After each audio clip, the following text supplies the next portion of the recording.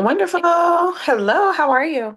I'm doing well. How are you? I'm doing all right. You look so jazzy. Love that for you. Thank you. I tried a little razzle dazzle for the holidays. Oh, that's right. Are you off this rest of the week? I am. I take the rest of the week off. Wonderful. Good for you. You deserve it. You deserve it. Okay, tell me what you have been doing to move the needle forward in your real estate business. Yes, so I did find an event because we talked about when you and I talked last weekend, we talked about scheduling. So there's actually like a networking event that's going to be Wednesday of next week. So I was like, oh, I can come. Yeah. And it's specific, not just to Atlanta, but to East Atlanta. So really like the area that I'm looking at. So I was like, oh, this feels Perfect. very, Yes, yes, spot on. aligned. So committed to that. That felt good. Still cranking through my reading. I did do some of the math. I didn't do all of the math. I'm gonna be honest. I did some of the math. I did Okay. about two on each side. I said, oh, this is not a lot, but it's like, oh, okay, yeah, you really have to dig to find some of the stuff that you have to find. Um, and I do feel like that made me feel a little bit better about some of the numbers and stuff that we had talked about last time in Okay. terms of like really being able to see how much you would be able to pocket. And that I was like, okay, now this feels a little bit more like I feel like my brain is turning the corner Okay. on like The process. yes. And then, just continuing to be engaged on bigger podcasts, bigger pockets, like discussion boards and kind of like Mhm. continuing to get used to the language and vocabulary, things like that. Um, I say that's kind of like where I've been at. My LLC has been finalized, so that feels good. So I set up an email for that. Yes. So now I'm Yes. like, now that that's been finalized, I can work on, and I plan to work on this weekend. Like the postcard, like getting my Mhm. like stuff together. So having some creative time that's also for the business time. So it should be I know. good. I love it. So you filed your articles through the state, Secretary of Yes. State? Okay, Mhm. gotcha, gotcha. And what about your EIN? I got an email earlier today. I didn't open it, but it said that I was registered. So I need to double check to see in it if they've assigned the EIN, but all of it will be part of the package that I submitted. Yes. Submitted? Okay, gotcha, gotcha. 'Cause the next step after that is to get your business bank account. Correct. And I'm already scouting to figure out which bank I do or don't want to be with. Okay, awesome, awesome sauce. And how many properties, because we had that leads list, that lead generating list. How many properties have you been able to add to that list that we talked about in the beginning in terms of filtering, going through and finding properties that fit your buy box? I need to go back and relook at that because when we talked last week, I was like, none of these fit because the value seemed too high. But now that I'm turning the corner, I need to relook at it. So I will have a better list when we reconnect because the goal is 100. So yes, I will go back and look at Yes. that. Yes. Awesome. Awesome. Yeah. Today, you did two rentals and two fix and flips. That's what you did in terms of the numbers? Yes. Mhm. Okay. So we'll definitely go over those numbers to kind of see where you are, Now, if you're on track with the. caveat, not caveat, but issue. I am I am in travel, so I do not have my stuff because I that was on me, but I can send it to you. I remember some of it, but I don't have it concretely with me. That's just a notebook I did not grab. So I know that's not Oh, okay. super helpful. So I'm like, this is what happened when I do pen and paper, because normally I do stuff in my phone for this exact reason. Right. Um, yeah, so there's that. Okay. Do you have the addresses? For the houses, I could probably look. Are we going to redo the math or? Well, I want to see, yeah, to see if you were on track and see if the numbers were accurate and correct, and your assessment on how you use the four squares and also the Mayo, the ARV, all of the parameters that we talked about Mhm. of how you use that to assess your numbers in terms of what's the income. Well, the parameters that I asked you to submit, the NOI, the cash flow, the return on investment, and then your Mayo for the fix and flips. Okay. I could probably pull up the addresses. I'm sorry. In hindsight, this is probably not the best time to meet before the holiday for me, but I'm here and I'm focused. I just don't Yeah, feel because remember it was like, oh, you grounded. want to do implementation break or you want to, you was I like, know. ready? I'm ready. I know, and I am, and then I'm subpar. So Okay. you tell me, because I also don't, I don't want to use our time. Like, I get that that's valuable, but I feel like I need the numbers so that we can have a discussion about them Well, we can unless we with redo that. the numbers. You know what I mean? And I don't know that that's the most effective usage of our time. Well, we were going to do the numbers. That's what we're going to do. And I'm also going to show you how to use the Easy Offer Maker. So we're already here. So Okay. if you have the addresses, we can just go through the steps Okay. in terms of, okay, how do we assess and analyze the numbers for these properties? Okay. Yeah. Okay. You want to start there? Let me see here. Let me try Okay. to pull up my little list. Okay. So I'm going to go ahead and show you how to use the Easy Offer Maker. Well, Okay. what that looks like because the Easy Offer Maker worksheet is inside of the Google Drive. And also the purpose of the exercise from last week was to get an idea of pen to paper, why these numbers are important, the story that they tell you in terms of your numbers and your metrics that you set. The Easy Mm-hmm. Offer Maker is like a plug and play. Like, oh, put this in, shoot this out, give the results. The on paper assignment is for you to have an understanding of what the Easy Offer Maker is actually calculating. And Okay. you may not always be able to whip out your Excel sheet. So being able to be doing a quick assessment if you're driving for dollars or something like that, and to get into the practice of what numbers work and what numbers don't work, because you will be able to easily just, as you assess your market, as you generate and look for more leads, as you're running numbers and you're seeing what things are costing or what would be a good price and wouldn't be a good price. Because even though, say for instance, you see an on market deal and you look at the number and it may not work once you plug the numbers in. But then the question isn't necessarily like, oh, that's not a deal. It then becomes, okay, what would make this a good deal? And so then that's reverse engineering the numbers and be like, okay, making an offer, but an offer that makes sense for you as an investor in terms of your metrics. So, okay, that minimum $300 cash flow a month, that at least 10% return on your investment for your ROI, which is directly tied to your cash flow. So let Mm-hmm. me just share um, screen share. Okay, so we're gonna go to hide floating meeting controls. All right, so we're going to go to the Google Drive, and this is what you have access to here. Mm-hmm. The Easy Offer Maker is this folder right here. I also want to show you um, last week video.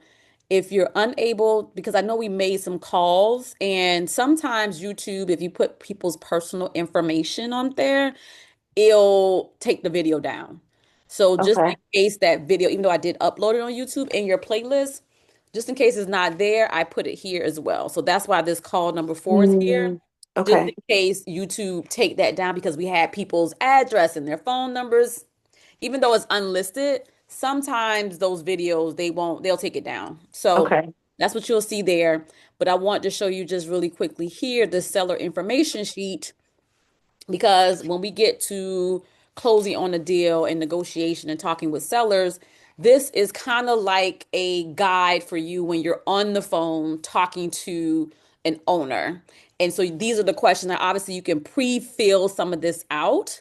Uh, and so when you get on the phone, so the conversation will be like a natural conversation, but you want to kind of have some of this as much as you can filled out. You can put your comps on the side here so you'll have an idea of, okay, what is if it's an ARV or if it's a fair market or if it's just a retail comp, you can go ahead and add your 3 comps here. Because if they come with the pricing, for instance, their price is 250,000 and you run your comps and you get, I don't know, 150 just to be dramatic. You can be like, oh, how did you come up with your 250? And because then you could be like, oh, well, this address here next door to you sold for this amount, and this one across the street from you sold for this amount. And this is how we were able to come up with the number that we came up with. So I'm just very curious, how did you come up with your number? And a lot of times they'll compare their property to a property that's sold, but they don't necessarily know all the details of that property. Like, for example, their property may need a new roof or new, like, updated kitchen and bathroom. Mhm. And they're just automatically assuming because the property across the street sold for that price, they can get that. And the reality is, you can get that if you added 20, 30, 40, $50,000 to it. So we have to be realistic and take that $50,000 off because as an investor, we're going to be the ones who's going to bring that to the table. So that's kind of like what this section is for, just to put the address and even the number for that. Um, if you can, and this is kind of like a sensitive subject. So, and this is kind of along the lines of if you're talking to a person that has a distressed property, like Mhm. a vacant or a property that has financing in place, and you can ask them like, "Hey, do you? If I hope you don't mind." I usually say, "I hope you don't mind me asking this," but like, for example, if you were talking to a person that was in foreclosure, what's your mortgage every month? And so you can kind of put that amount there, or if they you can even ask them like, what's the balance that you owe if they know it. Most people don't know it, but if they know it, but also asking them if they know what their PITI is, and that's your principal, interest, taxes, and insurance. And so that's the information you put here. If it, like, again, you can get as much information as you can as possible. A lot of times with using PropStream, you can get this information, and that's why it's such a great tool because it helps you pull all this information as close as possible. Obviously it has to be confirmed, but when you're talking to them, you try to basically you want to get as much information as possible so you can come up with the best offer for them. Asking them, and if you know it's in foreclosure, you're not going to ask them if the payment's current because you can say, okay, you already know that. In terms of if it's current or not, if there's a second mortgage in place, if they know, some people don't know, but if they do know, if you know, like, hey, is there any other mortgages or lien on the property, like if they have a HELOC or something like that, that's good to know here. But you really want to, before you even get on the phone, have an idea of the seller as well as the property. So when you ask these questions, it can kind of like flow and make sense. And then here we have, oh, why are you selling? That's one of the first things I ask to get them to open up and be able to find out as much as we can because we're problem solvers. So our thing is to solve the problem. What's the problem? So that first thing is, oh, why are you selling the property? If it's one of those ones that's listed or obviously that's on the market, that's a sale question. If it's a foreclosure, you're not going to ask them why they want to sell because you know. Right. And so it really depends on the situation, but getting to the why is one of the most fundamental things you want to do because in your mind, you want to be coming up with how can I solve this problem and create a win-win scenario for the owner as well as myself, basically assessing and addressing what they want to get out of it. And it's, believe it or not, it's not always money. It may be, I don't want to have two mortgages if they got to relocate, for some reason. Or it may be, I'm getting a divorce and I just don't want to deal with it. So the getting to the why is a huge, crucial part of the puzzle of solving how to be able to close on a deal. Here you have, is the house listed? Yes or no? Does it need repairs? Or you could say updates. Is there any updates? Because if you say repairs, they may be like, because some people they love their home and they're like, no, my house doesn't need anything, right? Repairs. But then if you rephrase it, oh, are there any updates that may need to be done to the house? Or have you changed the roof? Like they've been in the house 20 years. Have you changed the roof? A roof is usually changed every 25 to 30 years. So having an idea, if they're like, oh, I've been here 20 years and I've never had to replace a roof, you calculating in your head that, oh, this may be an expense I have, so I need to factor that into my numbers. The water heater, I believe, is 10 years. The HVAC, no, the plumbing, that type of thing. If the house is really, really old, is it the original plumbing in the house? Because if it's really old, then you may have to update that. The electrical, so asking about certain things like the roof and the HVAC. Most people, they'll know if they replace the HVAC or the hot water heater or the roof. And so asking those questions. How do you feel like, do you feel like asking, like, it sounds like at this point for you, you have a lexicon of questions that you ask, but how do you feel like you develop that for yourself? Because, like, for me, I'm like, I don't know that I would have considered, being able to break it down into those components. So, what, like, suggestion or recommendation, or is that just something that comes with time? When you say components, you mean about the rehab, Yeah. repairs and updates? Yeah. Like, but Well, specifically like roof, HVAC, plumbing, 20 years, 10 years, like, because it does make sense in terms of when you're trying to figure out if this is something you want to move forward with or don't want to move forward with, and kind of crunching your numbers and making those estimates. But in order to be able to kind of have a conversation, right? So that it does feel, I think those are the things that make a conversation with someone feel conversational instead of like interview check mhm, boxes. But I'm like, oh, just as you were talking, I'm like, oh, I don't know that I would have. ask that. Yeah. Yeah, yeah. And the thing is the and you're just getting started, and so it may even feel robotic for you because there's been times I'll be on the phone, I'll be like, oh, because when I first started, I was like, yeah, my name is Sapphire, and click, hang up in my face, like it honestly took me doing the work. It honestly took me like being on the field. It took me making calls. It took me, just going through the process and to get something that I feel comfortable with. Because Hmm. obviously you're going to come up with your own rhythm and your own flow. So right now, if you just say, "Hey, are there any updates?" And the reason in having a mentor and coach is going to help you with that. Because say for instance, like, hey Sapphire, I called this and I'm asking you the question, like, okay, well, what about the roof? And what about you? Like, oh, I didn't think to ask that. Fine. Okay, let's go back and figure that out. So having a coach and mentor along the way as you're implementing things that you're learning, it helps because then I could be like, oh, did you ask this?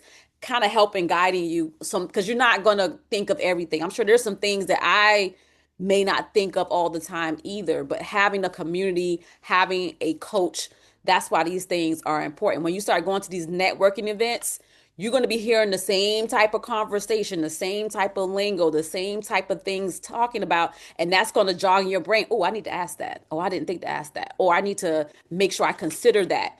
And so as you're going along in this journey, you're going to be learning things that you have not considered before because you're just getting started. But that's the importance and power of going through, doing the things, and also going to these networking events because then it's like, oh, okay.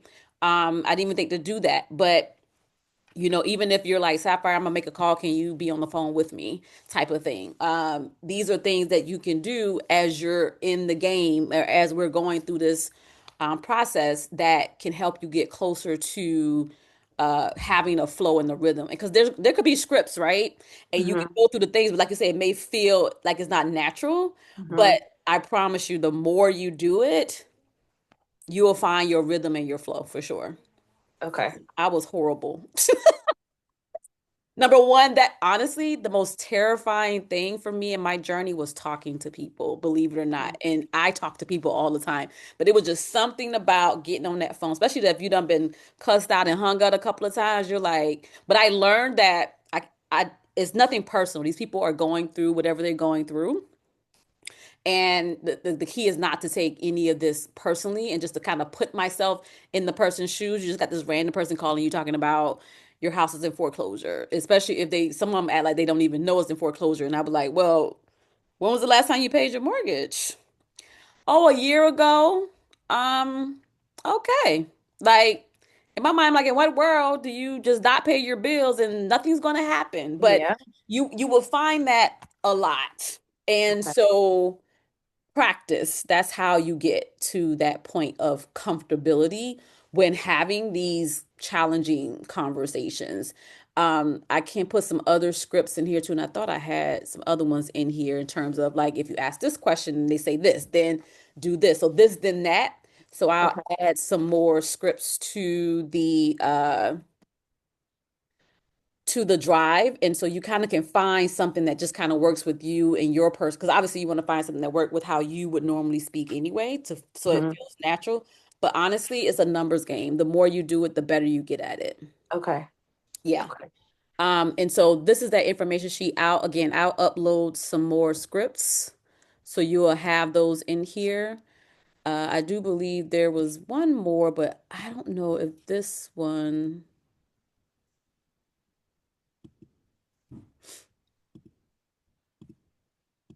So that's one sheet. And the reason I showed this one in particular because it ties into the Easy Offer Maker Excel sheet, and I'll show you how that works. This is a seller financing conversation, asking them about the property, if you don't already have that information, like if it's not listed.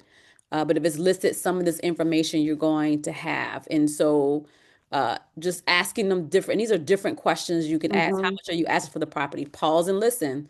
You want them to talk as much as possible. And this Mm-hmm. is a seller financing sheet. So this is more or less if the owner financed the deal versus going through a bank. But we'll get more into the funding part of it after the break.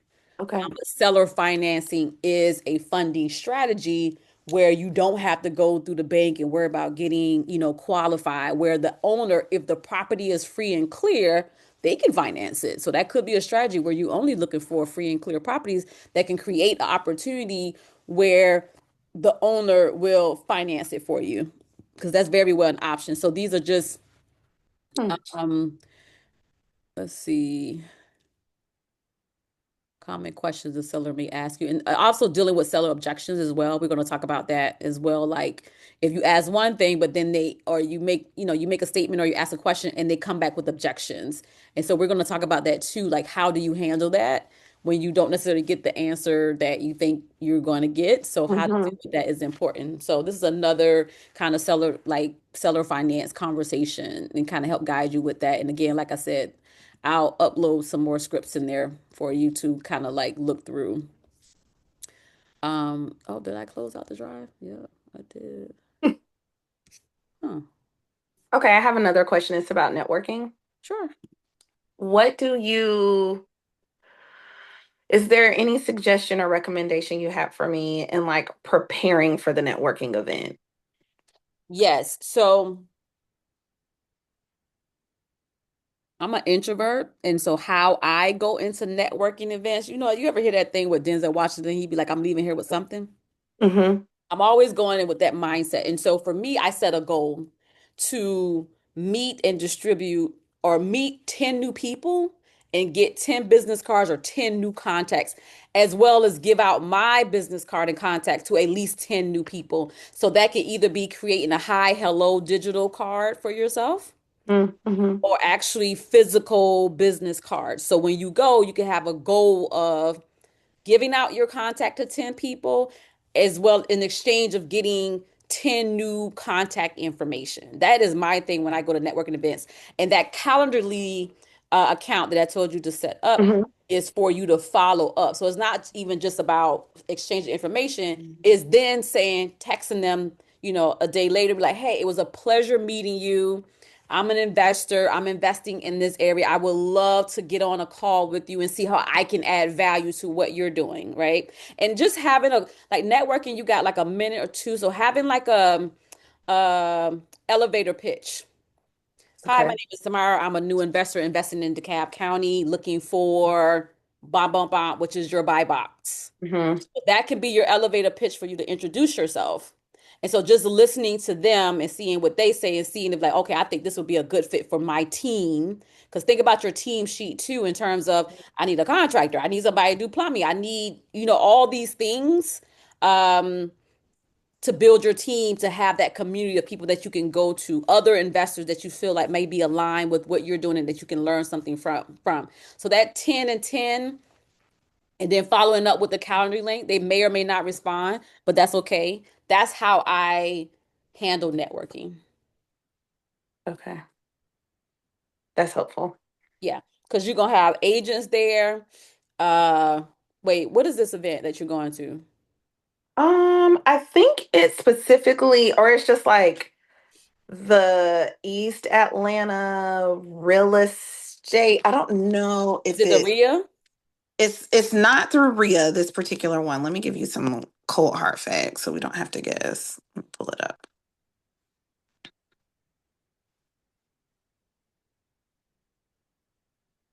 Because I was torn. All of a sudden it was like three things all on the same, literally like on the same day. This is East Side Real Estate Network Mixer. Apparently, they meet monthly on the first Wednesdays of the month. So this is the last one for the year. Um, Investors or agents, or what do you mean real estate? Does it say specifically that's a who's good meeting? question. Because you know, It does not. agents do their thing. It just says fellow real estate professionals. Okay. But it sounds like I should be looking for maybe or considering more or different keywords. So, for example, if there's two events on the same day, maybe that will be a way for me to decide which one makes the most sense for me at this phase. Yes, absolutely. And if it is just agents, that's okay too, because Hmm. you may need an agent down the line, but it is good to have an idea like, okay, who's in the room? Like Okay. what they're gonna be talking about. Because I'm gonna tell you right now, agents and investors, it's two different mindsets, right? Okay. And so agents are selling properties, they're sales agents. And investors, we're buying and selling, but from a different Lens. standpoint, right? And so Okay. it's a different mindset. That's why I always say when you're looking for properties and you have an agent, you want an agent that's investor friendly, that understands that you are an investor. You're not looking for retail. You're looking for something that is a little undervalued so you can do a value add repositioning, do some paint, some Hmm. carpets or something to that effect. But you want an agent that understand that. If they're not investors themselves, I typically don't necessarily work with them on the front end. Now, on the back end, you always want to have a good listing agent if you're looking at fix and flips or you looking to sell a property, having a good listing because you have different kind of agents. You have buying agents, you have selling agents, listing agents. So some of them specialize in certain things. So understanding that, because I didn't understand that when I first came in, I was just talking to agents. I was like, oh, and they was like, well, I'm just a listing agent. And I'm like, oh, okay. That's the person that when you're done with the project, this is who you call for that because they're the ones that's going to sell it for you. Because I'm not in the business of selling properties in terms of myself. You do have investors that will use like a listing service and they'll list it for them, but they got to deal with the calls and the showings and stuff like that. That is a service that do that. But I'd rather just pay somebody the four whatever 5% that they charge to list the property. So having a good listing agent is good to know. But again, this is a networking opportunity. So it says real estate professionals. So it could very well be investors. It could be wholesalers in there. And that's another thing too when you go into these events with a grain of salt, obviously, because some of these wholesalers be scheming and scamming. And when I say that, I mean that they're just trying to get money and they don't necessarily even understand the numbers. Like I'm showing you how to do the numbers. They just know that, oh, I found this deal. Let me try to sell it to an investor. But if they're running their numbers and their assignment fee is significantly taking a lot off the table for you as in terms of what your metrics are, then it wouldn't be a good deal for you. So it's very important to understand because what they'll do is they'll overestimate the ARV. So they'll be like, "Oh no, you can sell this for 550,000 and it only needs $10,000 repair." And you're like, Hmm. So "Okay, they overestimate the sale and underestimate underestimate the the rehab." rehab, Yes, which obviously will create a impact better your bottom line for them. right for what they're But trying to yeah. assign it for. So understanding your numbers Mhm. and practicing running the numbers is very key when you're dealing with the wholesaler. Not that, wholesalers are great, especially if you can find a good one that understands what you want, what you're looking for, and is right on track with that. They're great, right? Because they do all that legwork. They're the ones driving for dollars. They're the one that are, getting under contract. They just bring the contract to you. You look at the numbers, yeah or nay, keep it moving. So it can definitely save you some, and it maybe is definitely worth how much they're charging if they're good at what they do. But it's getting that connection, or you could just be like, hey, put me on your buy box. I mean, put me on your buyer's list. Because Okay. wholesalers are always looking, they'll have like an email blast that they send out of a group of buyers. So being added to their buy list is good too, because now you're again the practice of seeing how things are done in your market and understanding what works and what doesn't work in terms of like now be for real. Some of you may be like, no, but it may very well be like, oh, okay, but it's really about having some kind of insight and some type of like starting point. Because I've gone to some of these, I've talked to some that wholesalers, and I'm just looking at these like, you cannot be serious with these numbers. But even understanding the art of negotiation, it can be like, well, because you may do your numbers and they may be way off. You'd be like, well, I can make this deal happen, but I'm gonna need you to get the buyer to come down to this amount. And also understanding direct to seller. Some wholesalers wholesale other people deals. if that makes sense. So some you will have someone Yeah, that's I'm like, do. Yeah, break that down. exactly. So you have a wholesaler who puts a property under contract for $100,000. The property is, is valued. They sell it to you for 100. Maybe they got it under contract for 90. So that's a $10,000 spread.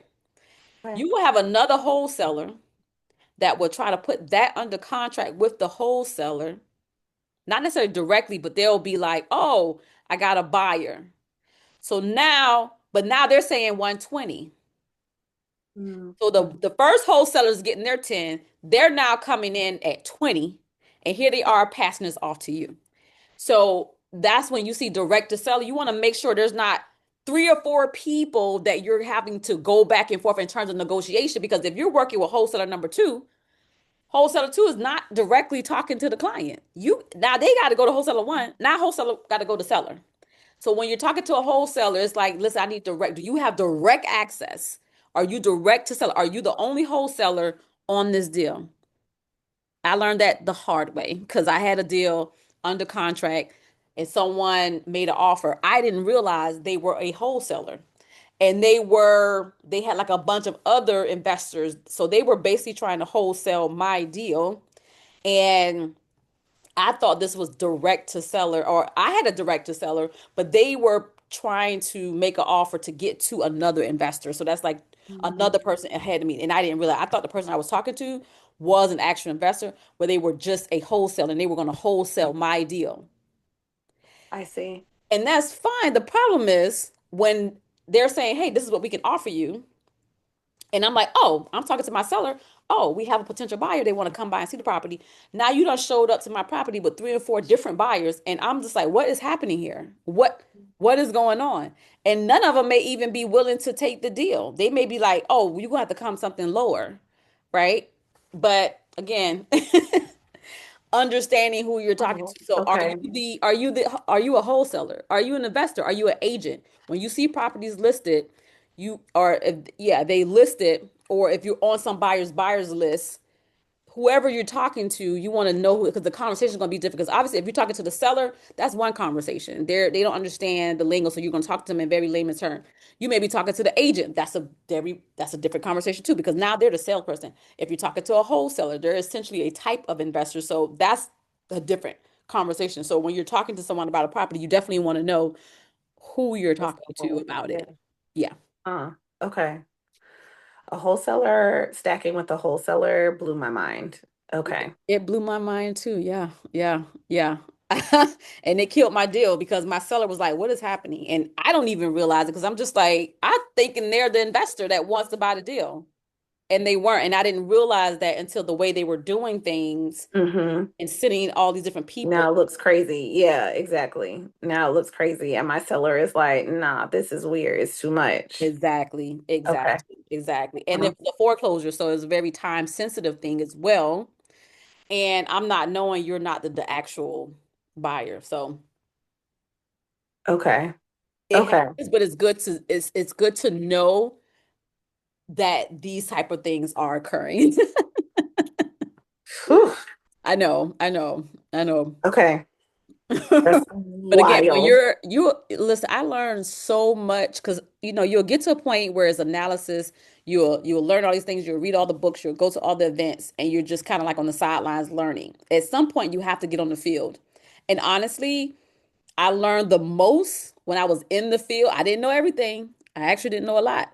But that's actually where I learned when I'm in the middle of doing something, when I'm actually like having a contract and they're signing it and I'm sending it to the attorney and the attorney is like, oh no, you need this information. I'm like, oh, I didn't know I need that. And so this is when you're really learning, like you get to a point where you prepare yourself mentally, emotionally, and spiritually to be like, all right, I think I'm ready to pull the trigger. But at some point you're gonna have to shoot your shot. And you're gonna, you may miss some shots, and that's fine, but you're gonna miss 100% of the shots you don't take. So you have to be willing to shoot some shots that you may or may not make, but that's how you get better at the game. Okay. So with our current like projections, at what point is what do you think? I guess I'm trying to think more concretely. I'm like, so would it be towards the end once we've gone through the fun, fine, and close that I'm like, maybe becoming more active, or you recommend and will let me know once I've reached that point?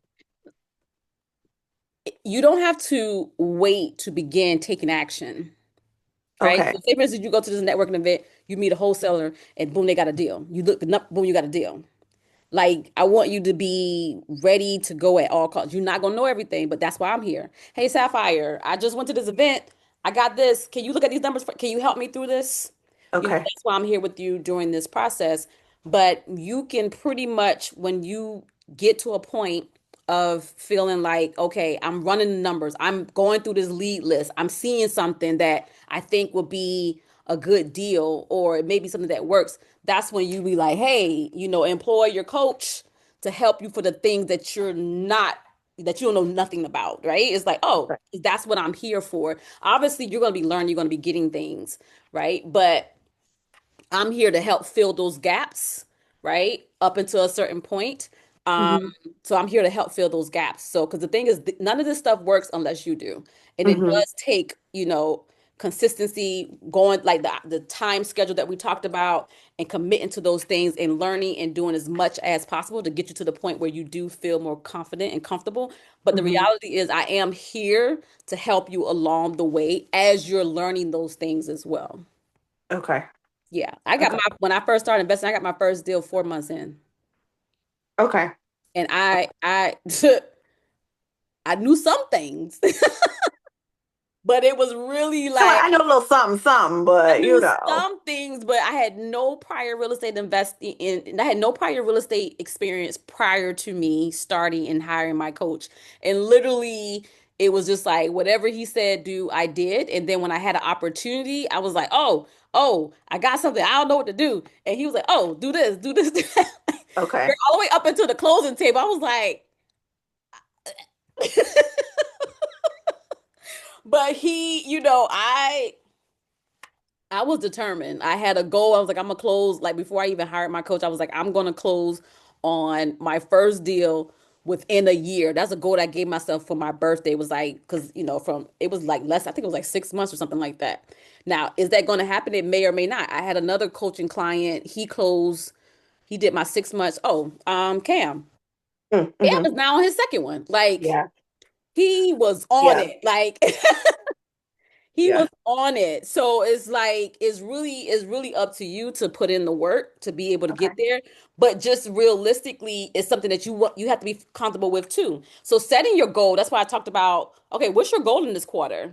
Because this is what I'm going to help you get to in terms of, and I know one of your goals was like to feel comfortable and confident about the knowledge and the education. And so we're going Hmm. to get you there. But if your goal is like, oh, at the end of these 90 days, I want to be here, that's okay too, but we can definitely get you. But just knowing that this is a marathon, it's not a sprint. Okay.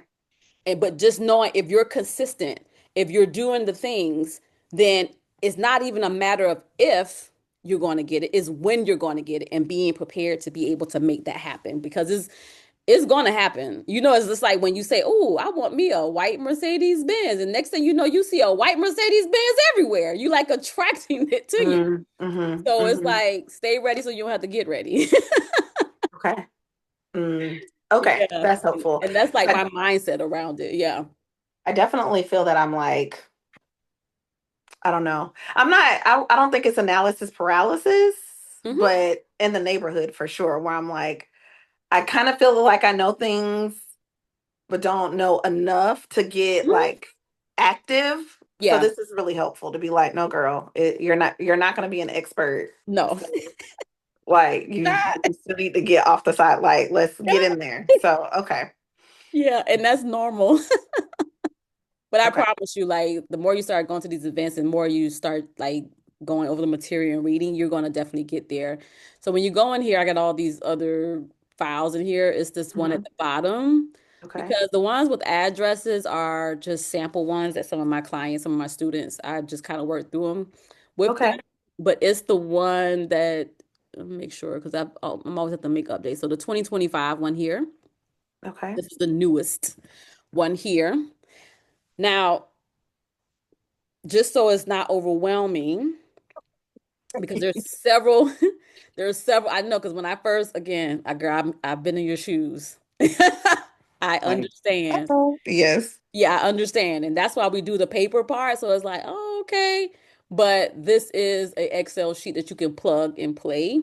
Um, and honestly, this is going to make some more sense too once we go over the funding piece.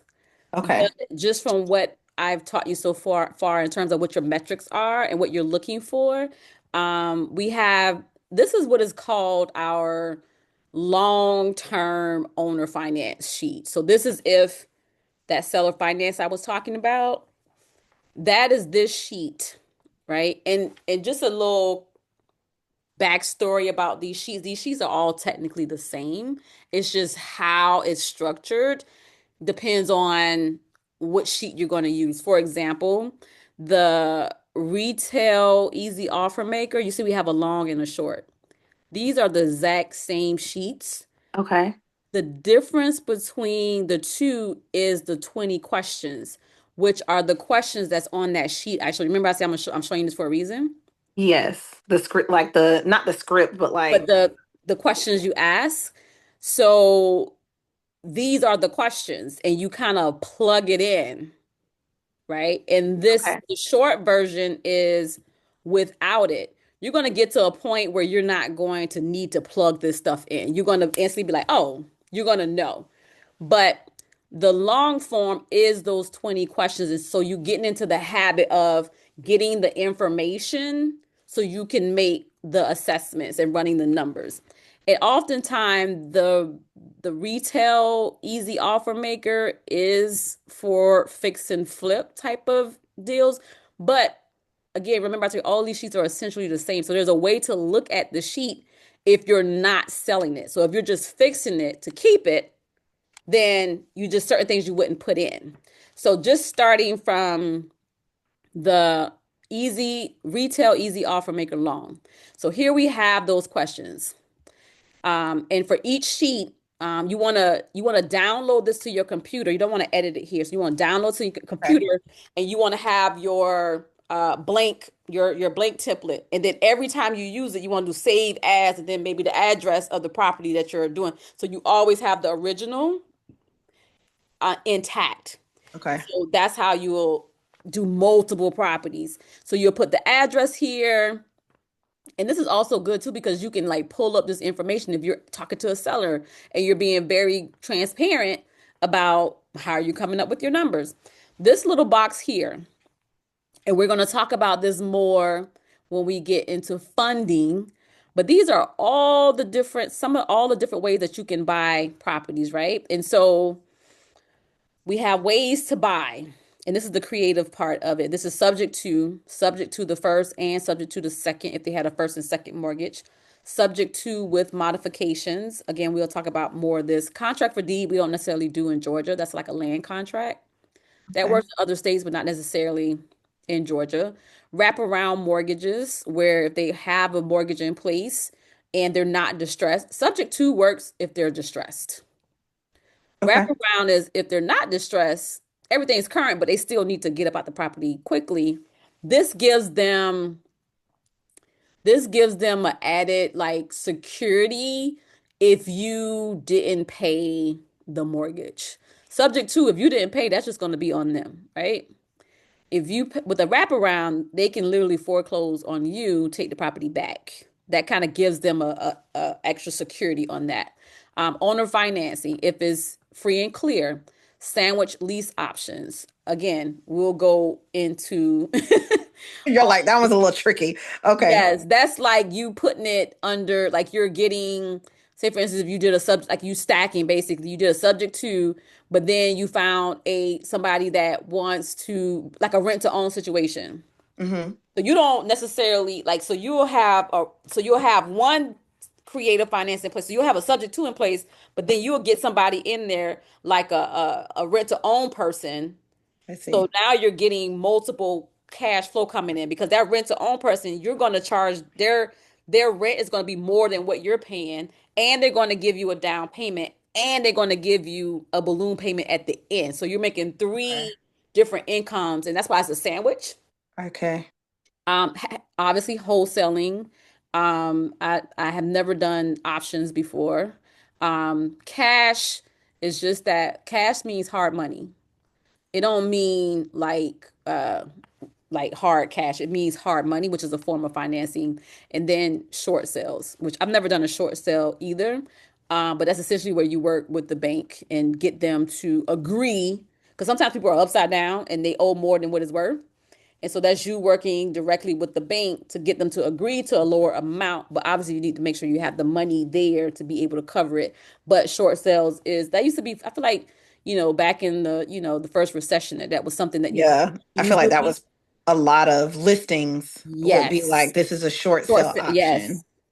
I haven't seen that in Um, this day and age, but that was yeah, something that I don't people know. History repeats itself and we're not looking absolutely. great. So Absolutely, absolutely. So those are different ways to buy a property, and these are ways to sell it. So you bought it at this, but you can sell. You can do it retail. You can owner finance. So you can get a owner finance. Then you can owner finance to someone else, or seller finance, I should say.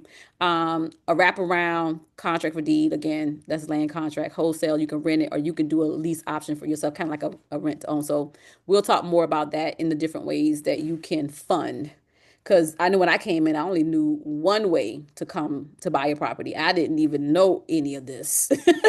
yeah, no. So I'm like, and yes, I'm super excited to hear about the funding because I'm like, girl, Yes, in so this, many ways. I want to make moves, but right. I understand. I was Yes. right where you were. I'm I trying to get trust it. the process. It's Yes, proven. So I'm like, right. It's whoo, proven. just got It's to sit in proven. it, sit in it. Okay. So this is again, getting as much information as possible. Here you have the address, you put in the bedrooms, bathroom, what their asking price is. Um, let's see. These are just so they could be asking, say for instance, they're asking 150, but they owe, maybe less. And again, you may get this off of PropStream. Remember, we looked in PropStream and you can see, oh, they only owe 150, but they selling it for 300, right? And so this is important because obviously when it comes to your maximum allowable offer, you can't offer them something less than what they owe on it Okay. because I mean, you Yeah. can, but they're not going to take it unless they're in a desperate situation, because that means they would have to pay you basically. They would have to bring money Right. to the table. And so that helps you with your numbers because if you're looking at what they owe and it's significantly, more than what you can offer, then you be like, oh, I can move on. So knowing that is, good information. Any back taxes, if it's a tax lien situation, you can put that reinstatement amount, that's for foreclosures. If you Hmm. just need to bring it current, that's a reinstatement. If there's any liens or judgments on the property, that's important to know because once you become owner, you have to take care of that. Or in the negotiation, for example, I had a property and there we learned after the title, literally at the closing table, because my attorney dropped the ball. We get to the closing table and it was like, oh, you got a $10,000 credit card lien. And so what we did was like, oh, well, we're gonna have to put that on the seller or the owner side of the HUD statement. The HUD statement is basically when you close on a property, it'll Hmm. have your side, what you're bringing to the table, and what you owe, and their side, what you're paying them and what they owe. So whose side is that going on? They're responsible for that. And so we learned it at the last minute. And we put that on their side. But sometimes the good thing about a lien or a judgment, sometimes you can negotiate them. Okay. And we were it was a credit card. We was able to make do like a settlement. And we was like, we'll give you 1,000. So, knowing that is important. And prop Okay. change, you will see that too. Repairs, um, Right. Good question. PITI, yeah, in interest rates, any HOAs, because that falls under, you remember the calculations we did, Hmm. income, we did expenses. And so here's the annual, and because this will Mm. factor in the calculation for you. What's the market rent? So here we have the address, we have, and this is where we put our comps, the CMA, comparable market analysis. You just plug it in. You basically fill in the white boxes, you don't fill in the gray. Okay. Okay. Remember when I was saying you adjust your Hmm. plus or minus 20%? This is doing it for you. So you put in the square footage and it's now saying 80% down. That's 20% down, 20% up. And so same thing. So this would be the range, the 1253 to 879 when you're doing the comps. But again, this sheet will do the comps for you. You just need to put in the comps in terms of the address, the bedroom, bathroom, square footage, what it sold for, year sold. And so in the year built, remember 20 years roughly for the comps. And so Okay. remember I told you about the price per square foot. It'll give you what that price per square foot is, but it will also give you the average price too. So you plug Mm, in there, 3 to 4 is good. You don't need this many, but having at least 3 to 4 properties to comp is is good. And so this what this information is. This is the average of the comps, and so they're saying, okay, the average cost, the price is this. So it added all these up and then divided by whatever the number is, okay. 1, 2, 3. So it does the calculation for you. So it's giving you the average comp for that sale price. It's giving you the dollar amount and price per square foot. And so here it'll give you the average, the low end, the high end, and the average cost square foot here as well. Now, this is where the short form come into place. Now, there are, Ooh, okay. this is just your, Right. yeah, this is just your property Data. information. That's it. That's, you can literally go to Zillow and get this stuff. Hmm. Property information, which we need to know that, right? Like your buy box.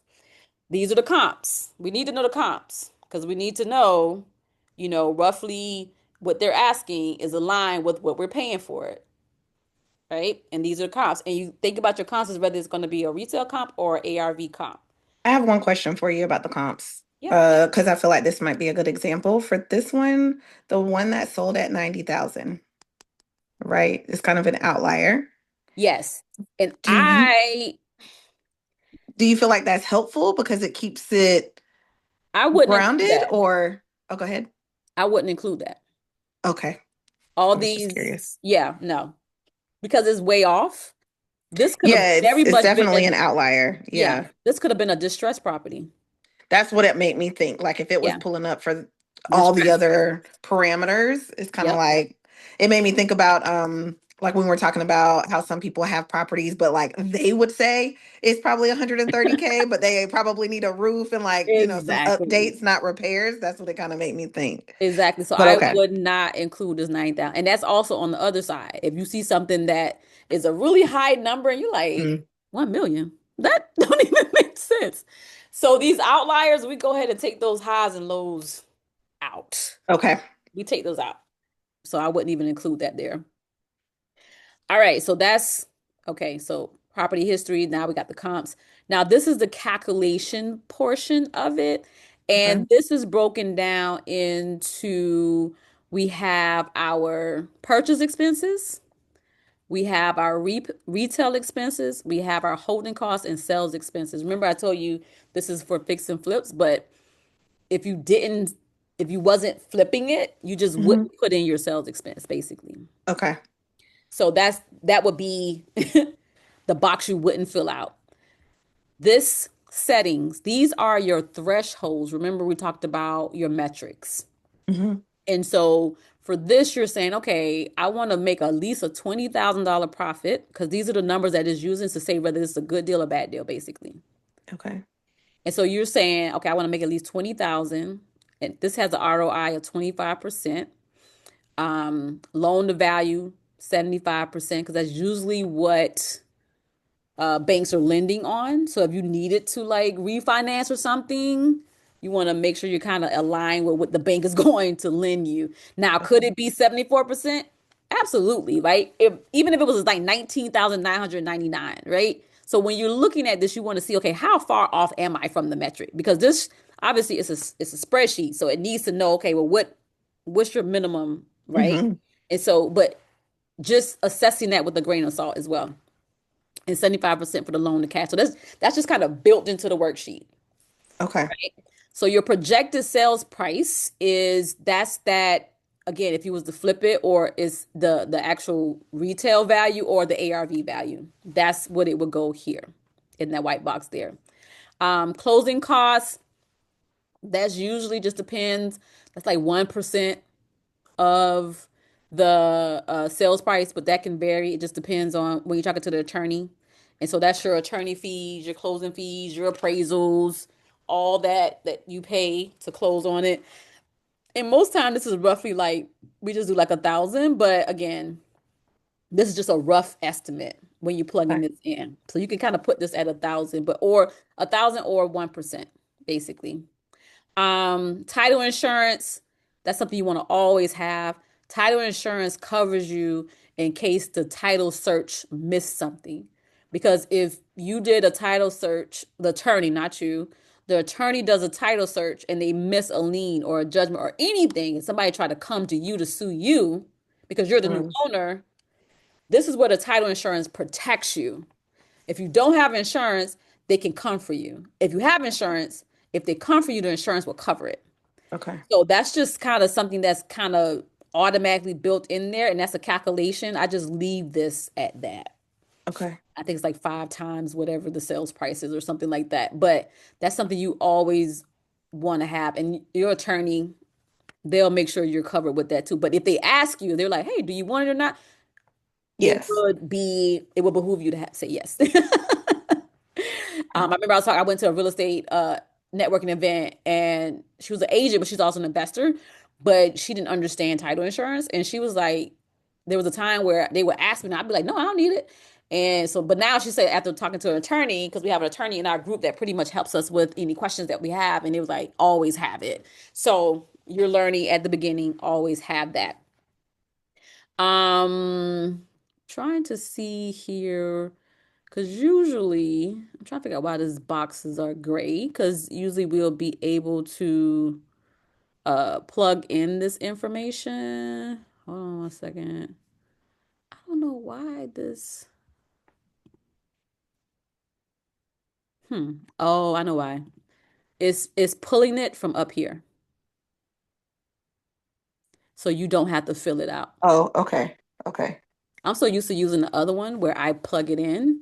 Yeah, I'm like, this is fancy. It's a lot to look at, but it's because it's um, it's got all the bells and whistles I see. So it's like, okay. Yeah, yeah. And again, when you do those, because we would have just like the ones that you would have done, like we would have just put it in so you can kind of also see it in real time and how it works. Okay. And again, if you're able, with our time, we'll be able to like plug in some. Okay. So yes, that's because I was like, normally I plug this in, but that's why, because it would have populated from here. So still, because I know I only plug in the white boxes. So I was like, why is that gray? So this would be information that would be pulled from the top. But again, if you were here, you would just plug it in. Okay. And so any estimated repairs that you have, the one great thing about this sheet, remember I told you about the 10 systems Mm-hmm. and the price per system, this will automatically tell you roughly it based on the square footage, which is the square Mm, footage of your actual, it's saying, okay. okay, 1566. This is given $5 per item. That's how you get, because that's 5 and 5 is 10 times the 15. That's how you get the 15,000 or whatever. But because of inflation, I kind of bumped that up to $6. Okay. This sheet is still, because I hate messing around with Excel because you mess up one thing. Yeah, then it'll start Then it screaming at start you. doing weird stuff, and Ooh, yeah. I got Yes, it will. anxiety. I have anxiety around that. I get So it.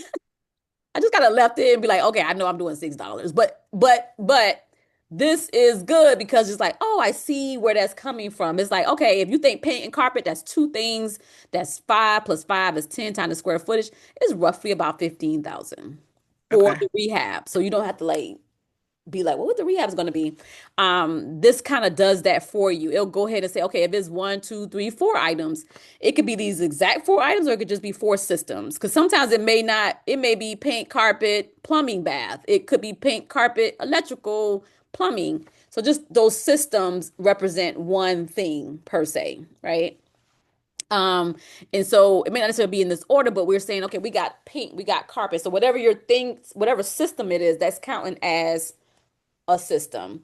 And so each system represents $6, or based on this sheet here is $5, but you get what I'm saying. There's a dollar amount times your square footage, and that's going to tell you. So if you're looking at a property in all 10 systems, it's like, okay, we know everything need to be done. Then that's telling you that for this is $78,300 for your repair estimate. Okay, gotcha. But also, if we were looking at something and we thought we only needed electrical and plumbing, because Yep. that's two things, we would be Two looking things. at that 15,000. Yes. Okay, got So it. this Okay. is basically one, two, this is Mm-hmm. three, four. So it's adding it up as you go Okay. down. So now, like before, it's doubled, and now it's saying six is this price, eight this price, 10 this price. Okay.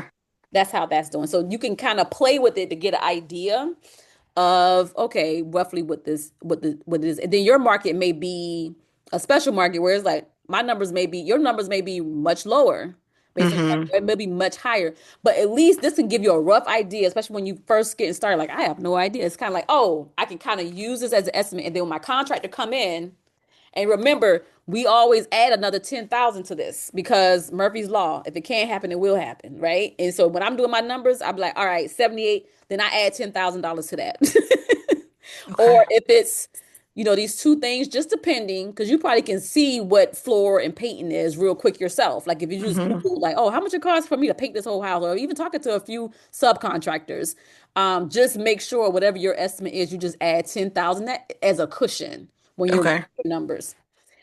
Okay, so Ooh. back Okay. to the boxes here, right? And so we have purchase expenses. So this is the monies that you will have to bring to the closing table when Okay. you're closing. And so it really depends because even with your if you did hard money, because oftentimes hard money, they will take care of your acquisition as well as your rehab. So for this one, and let me go back down. This is saying 21,350 because that's we're saying amount paid to seller is 20,000. Once we've taken care of all these other costs. Again, this number, it just depends. That's situational. It just depends on what they're asking and how much we can give them based on the numbers. When we start plugging things in, this will make sense. But this is essentially saying for this deal, based on these numbers, we would have to bring 21,000 to the table. It don't have to be your money. Just keep in mind that. This could be private money. You can get a partner. You can get an equity Mm-hmm. partner. Mm-hmm. It could be, so many ways you can come up with this 21,000, but that's just what this box is, what you're bringing to the closing table based on what you're offering. The repair expenses, that's self-explanatory. That's what the repairs are going to be once you acquire the property. So that's an expense. Then we have holding costs. Holding costs is essentially while you're doing your project, how much is it going to cost you to hold the property while you're doing the property in terms of Mm-hmm. project? So the holding costs, if it's a buy and hold, this is a very short-lived thing because if you just need to do paint and carpet, you could say hypothetically your holding cost is a month until you get a tenant in there. Right. The holding cost is what you would have to pay out of pocket until someone comes in and pay that amount. If it was a fix and flip, is basically if the project was 3 months, this is how much you have to pay in 3 months, and then you sold it. Okay. So fix and flip is like the whole, and then if it's a getting a tenant, then this is like, okay, how long you think it would take you to do whatever you're gonna do to the property and then list it and get a tenant in there. But we always estimate 3 to 6 months. Like if it's we say 6 months, but this is a fix and flip. And the fix and flip may not even take you that long, but remember, we run numbers conservatively. Okay. If this is a buy and hold, it's not going to take you 6 months. It, especially if it's just a few things that you're doing to it, I see. you can change this number to like, okay, 1 month. And Mm-hmm. 1 month is just basically if you have a mortgage, if you have a monthly payment that you're making, that's what you put in for the payment, which again is up here somewhere. That's payment, right? And so it's pulling it from up there, what Okay. your monthly payment would be. The taxes, insurance, that's pulling it from the top there, and it's basically breaking this down into monthly, but you just put the annual there. And so it's Okay. saying here with the monthly, what that is wrong. Annual taxes. That wouldn't be 350 a month. I had to figure out why it's doing that. But that's essentially what it is. You put the taxes and insurance because it's creating a PITI for you, basically. It's saying, okay, this is what it is monthly. But again, this is only for as long as you deem the project before someone else is paying the money.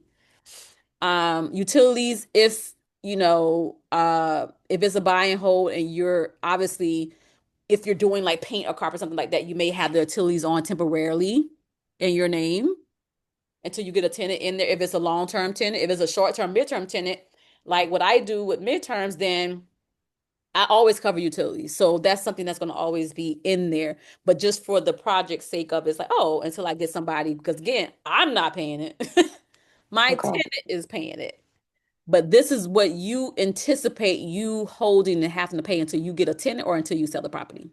So Okay. that's what holding cost is. So we got purchase expense, what we have to bring to the table, holding costs, what we have to carry while we're carrying it, repair, sales expense. This is if you're selling it. If you're not selling it, and this 1% closing cost and this real estate commission. So this is basically most agents are anywhere from 3 to 6%.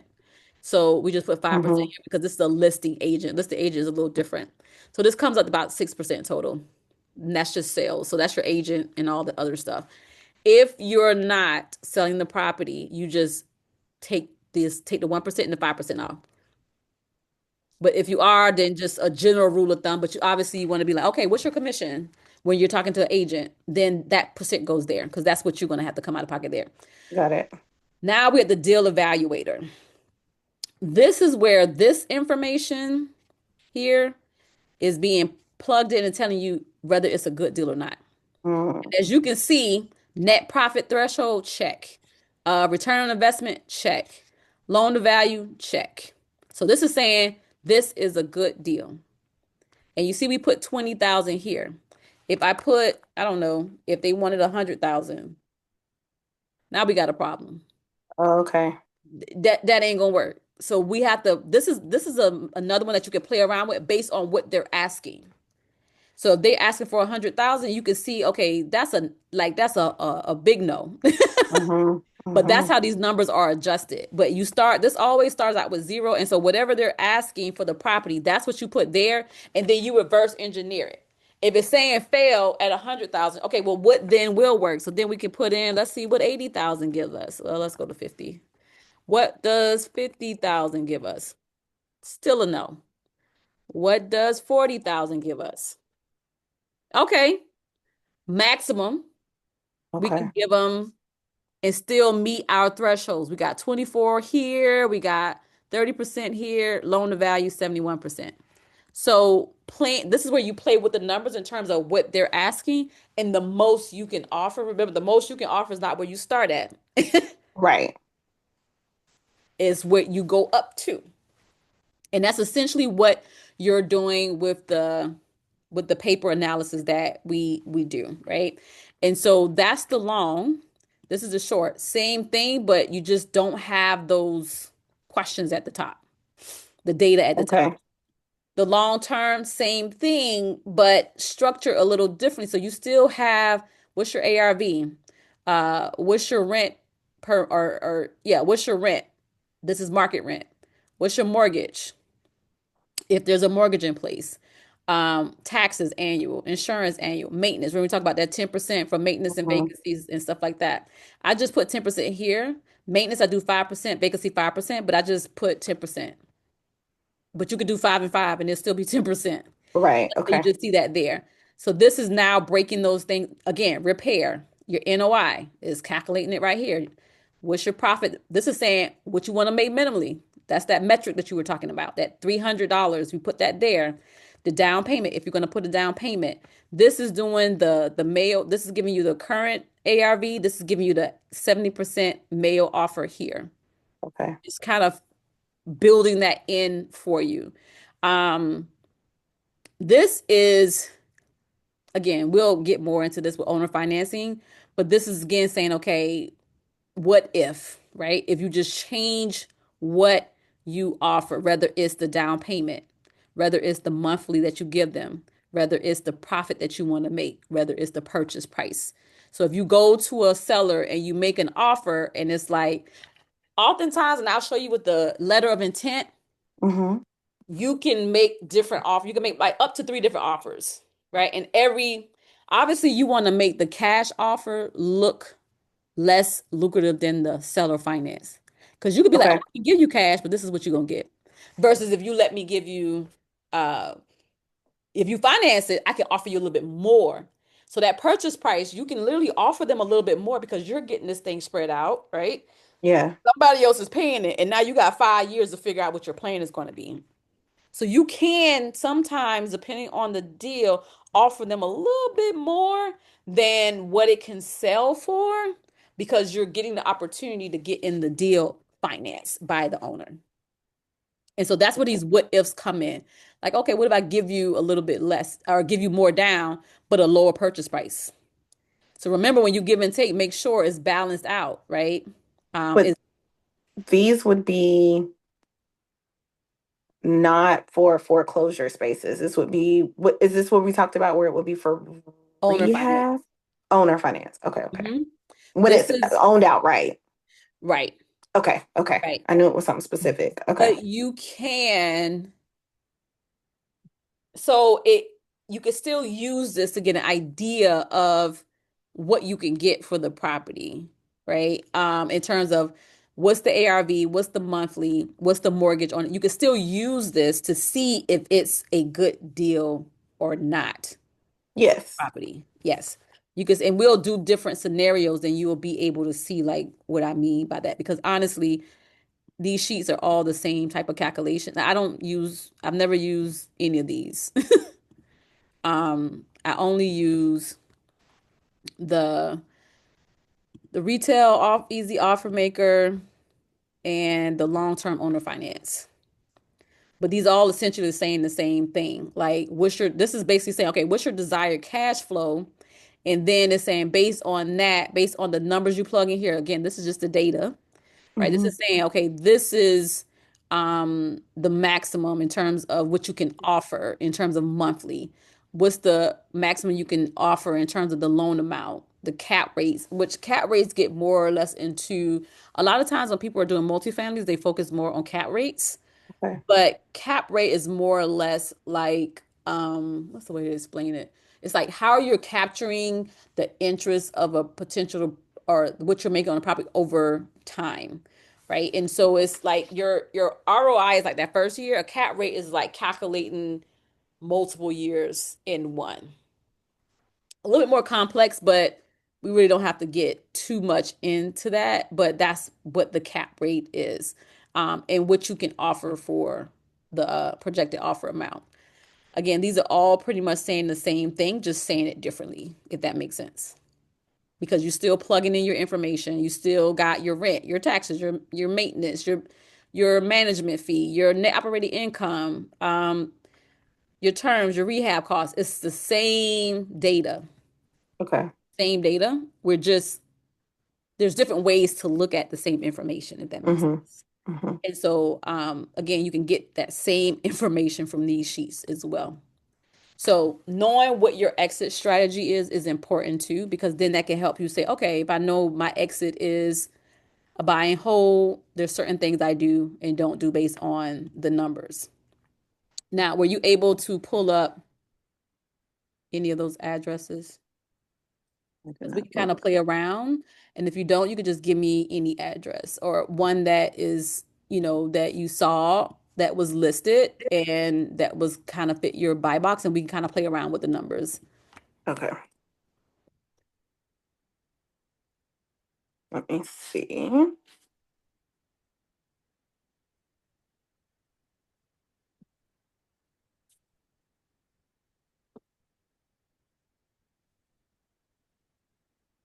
I think I ran the math on this one. The address is just super familiar, so that's just what I'm what I'm going off of. But it's Hold three. on, let's see. Oh, no Let's problem. go to Zillow, and I want to pull up PropStream.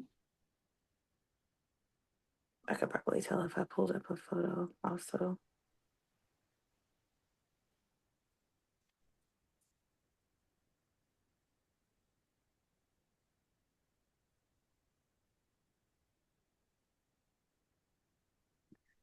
All right. So what is the address?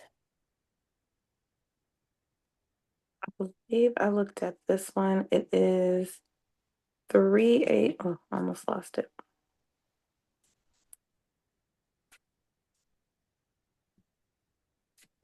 Oh, there it is. It is 3872 Brookside Parkway, and that's the Decatur. To this one. Okay. So here we have, was this a foreclosure one? I think it was on the original foreclosure list. Okay. Okay. So there's no list price on here, but this is kind of like what they're saying the value of it is. So here we have single family 4.2 square footage. This is the rent estimate.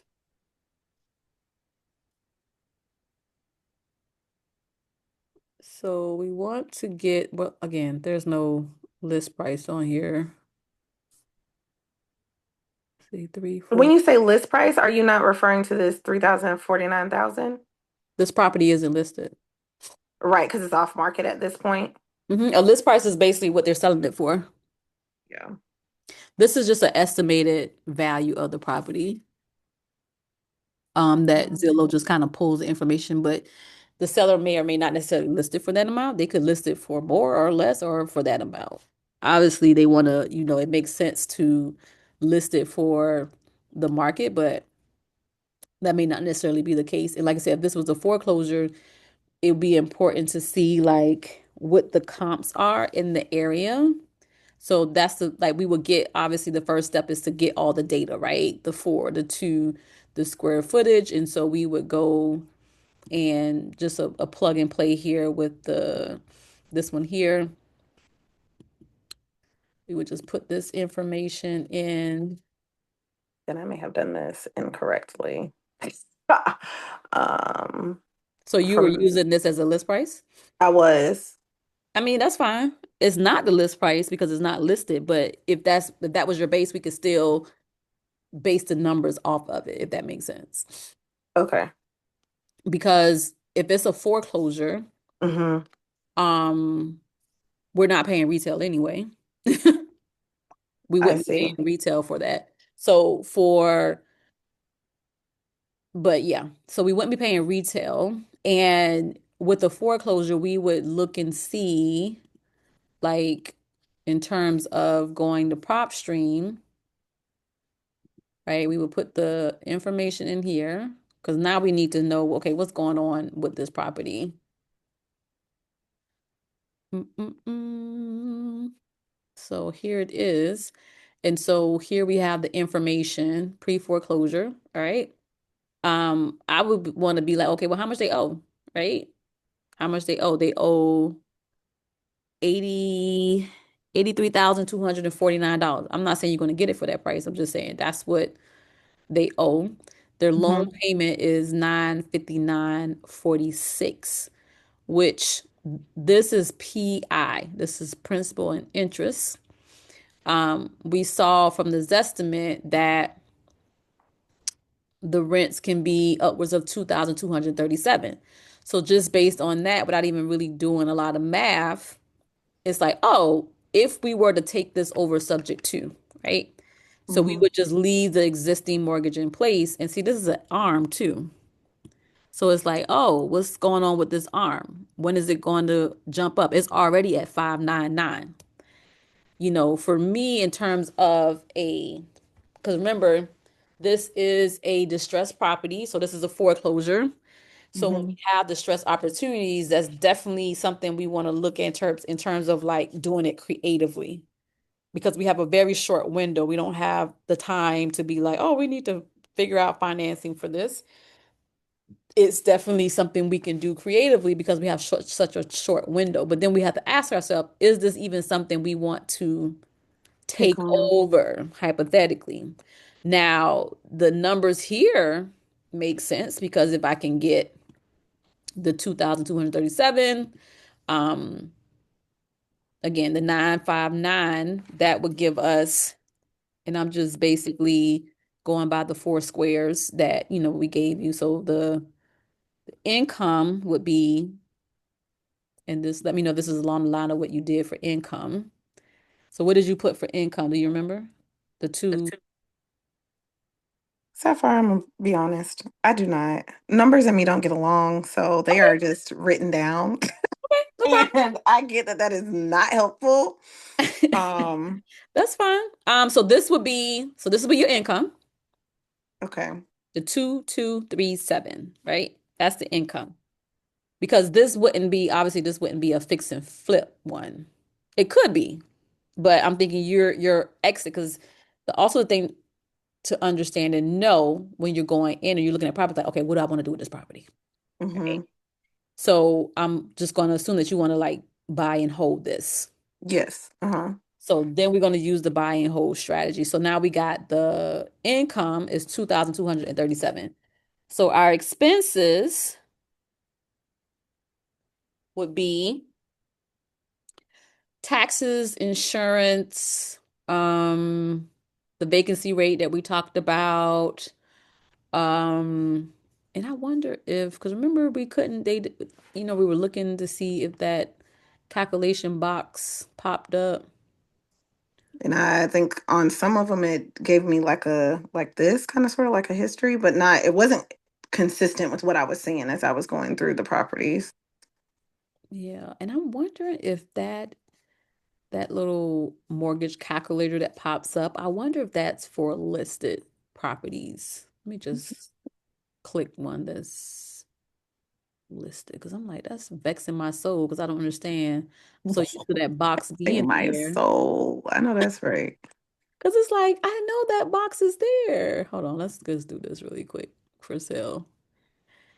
And I can just put it to rest. But I'm like, oh, it has to be listed for us to get that little calculation box. Because that would just, make sense.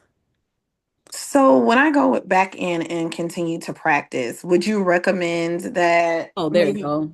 instead of using the foreclosure list, because some of those are probably like pulled at this point, would it make more sense for me to just look for something that is for sale that still meets my buy box, or would you recommend like a different approach? No, because you could still either one, right? Because Okay, the foreclosure would be considered off market. So there's just certain I see. parameters and things you wouldn't have, but you can still, because you may very well, because this is practice at this point, so Mm-hmm, you mm-hmm. would very well still have to run your numbers the same way. You just running it a little differently, right? Okay, In terms of if it's on market or off market, slightly different. You still need to okay. know your numbers, but and also what your exit strategy is. And so what I'm seeing here is it has to be listed for us to get that calculator that we was talking about Mm-hmm. here. So if you want, in terms of the practice of running your numbers, just to make it easier since you don't have PropStream, then you can just use listed properties because it gives you so much more information to help you run the numbers, if that makes sense. Okay. Because PropStream, I can put all this up on PropStream, but you don't have PropStream. So Mm-hmm. for your practice purposes, Yeah, then because yeah, yeah, I was getting tapped out. I was like, ah. right. And the foreclosures are not going to have this. Can you get it without this? Absolutely. You just need a mortgage calculator and you get your insurance. I mean, you get your taxes. Remember, we're using 1,200 for the insurance. So that's just a blanket. Mm-hmm. And the taxes, you just go to the tax assessors, which is the DeKalb County That's tax right. assessors. You just have to dig a little bit more. So you can still get this information. And again, you can use a mortgage calculator, just any rent, because this is just a mortgage calculator. So you could just type in mortgage calculator and put in whatever the estimated value of the house or the listed. And if it's not listed, you could just put in whatever they have estimated or whatever your Okay. comps is, because you're gonna pay based on the comps. So it don't matter what this says. It's like That's a suggestion. Okay. You're Okay. going to make an offer based Feel on like I'm the comps, if that makes sense. okay. So you can still get the information. It's just you have to dig a little deeper. And then you just use a mortgage calculator to get that PITI. And for in terms of like what the principal and interest would be, because that's a part of your debt payment on the expense side of the calculation. So I want to go back to the other one we was looking at.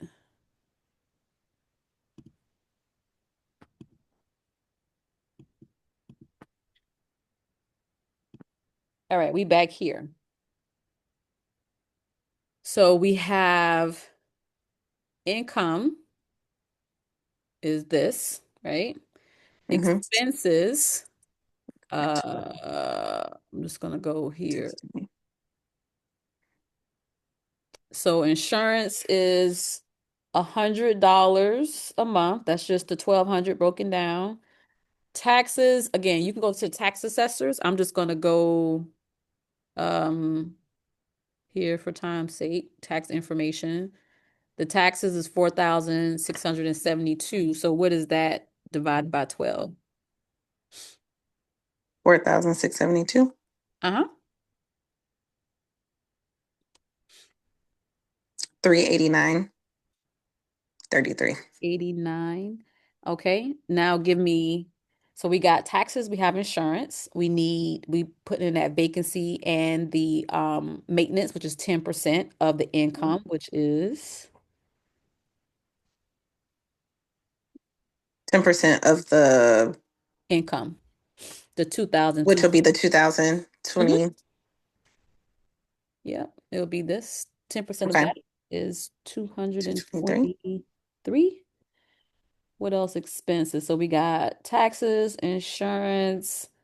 We don't, we don't necessarily have to put in, if you were going to use a property manager, you can put that in there. I don't see a HOA on here anywhere.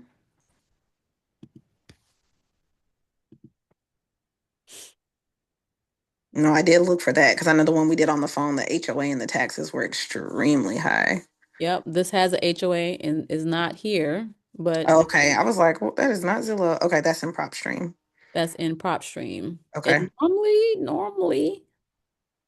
normally it would be here, but it doesn't have it. But it is high. Mm-hmm. It's 384 a month. That's wild. So we What got am I getting? Goodness gracious. exactly. So we have so we got That's our taxes, profit. insurance. Let me do this really quickly. All right, so I'm just trying to get all our expenses in there. So we got income, we have taxes, insurance, we have HOA, and we have maintenance repair, right? And so and we want to do the comp too. Remember the comp for this. It's 20%. Yeah, I want to see first. I got to pull up, like, I always go here, open up the map. It's Chapel Hill Park. I won't open.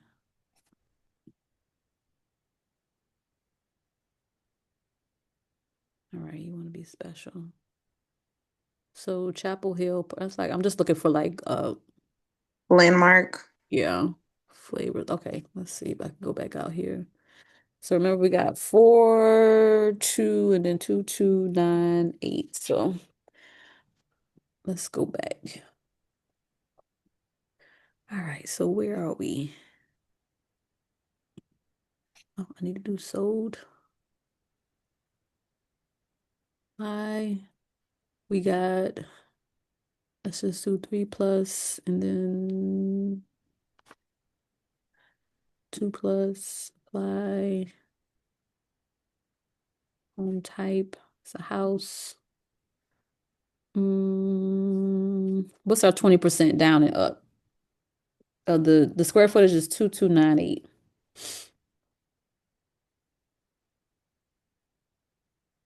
So you take It's 20%. gonna be 2,757 up. What was it? 2,757 up. Okay. And then down Then it will be that minus, oop, lost it. 2,239, I think we said. 2,298 for the square footage. And then down is going to be 1,838. Okay, So let's, about 1,800. yeah.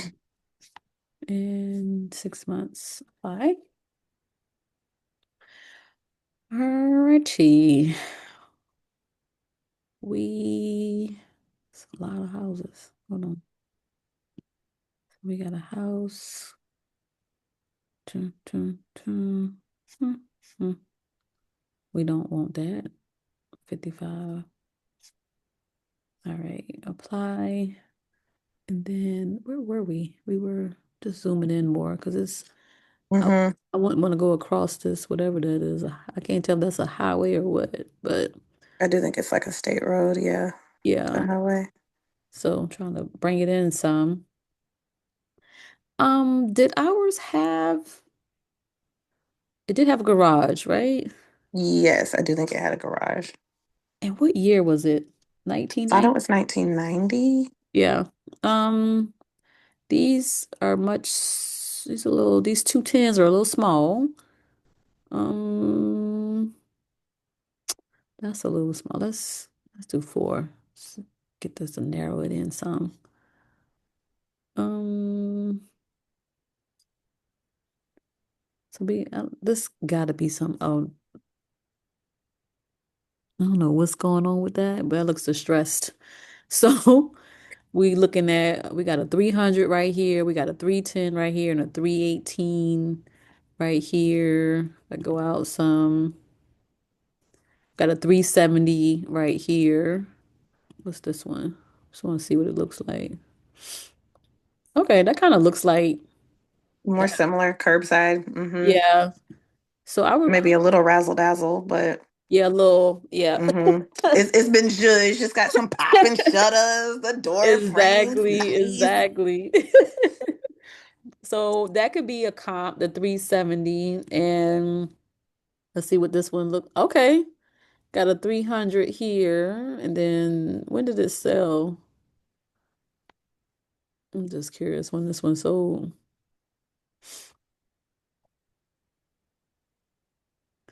June. Okay. And we got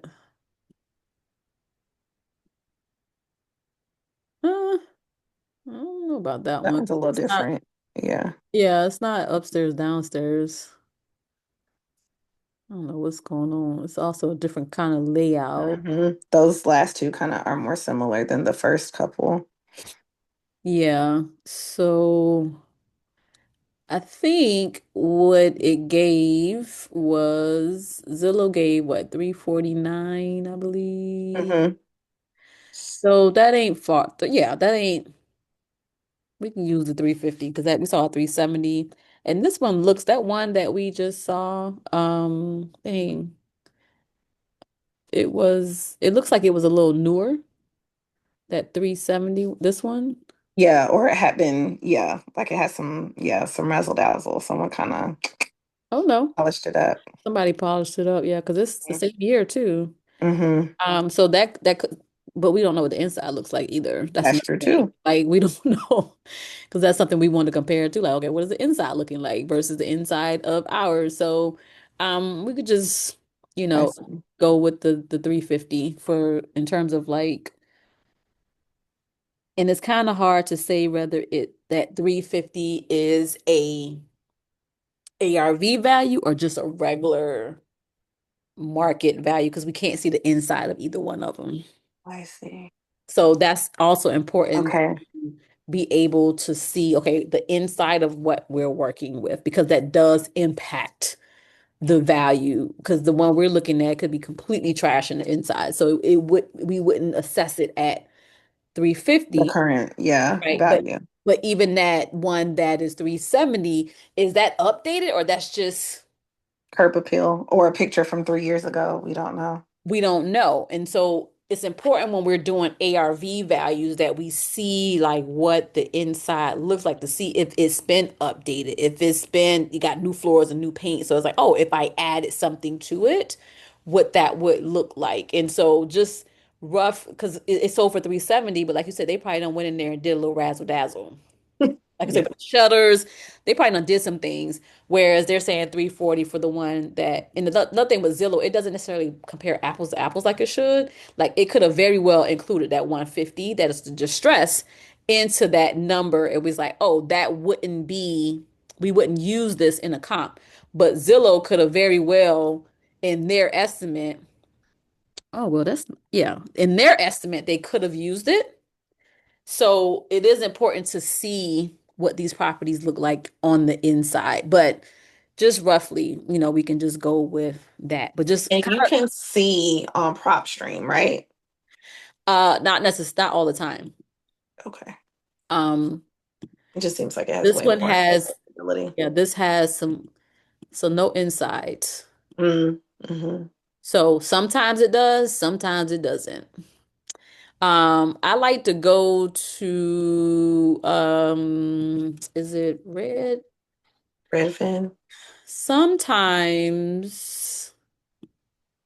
I think it's Redfin that tend to have some pictures that other ones don't. So I'll sometimes put it in Google and see if I can get anything. Um, no pictures here.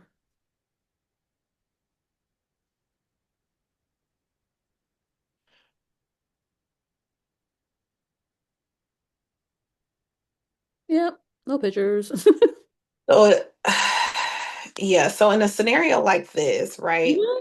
If it was still, say, in pre-foreclosure, I would assume that this would also be why it's super important to actually meet with the owner and be able to see the space itself, because you don't know what you don't know. And it's in that in between. So some Yes. stuff is just going to have to be like in real time discoverable. Yes. Again, we want to collect as much information as we can prior to, but there's some things you're not going to get until you look at it. And you always want to look at the property. And so ideally in a perfect world, yeah, we'll have everything we need to make our assessments, but you always want to go in and see and at least look at the property if that's Okay. possible. Or if it's like, oh, we don't want you, can you send me some pictures then? You know what I mean? Hmm. Can you send me a Hmm. video? Like, Right. Like it's 2025. We need to be able to see something. right. I mean, give you Give some me instructions something. and send me some pictures and videos. So that's kind of how we would like do Okay. that. I want to um where's my meeting controls? I want to stop share. I want to go back to share and then advance iPhone, no, iPad, share. All right.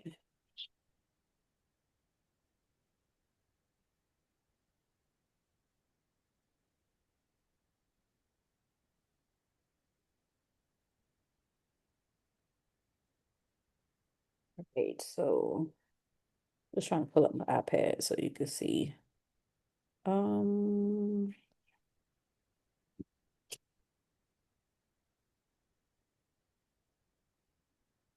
all right. Can you see my Yes. little Your four screen? squares. Hmm. I Uh, see them. They coming through. okay, awesome. So we have the income at 2,237. Mhm. Our expenses, we have insurance, Uh, taxes, 10% for vacancy repairs, and HOA. All yeah, right. Can you add those up for me? sure.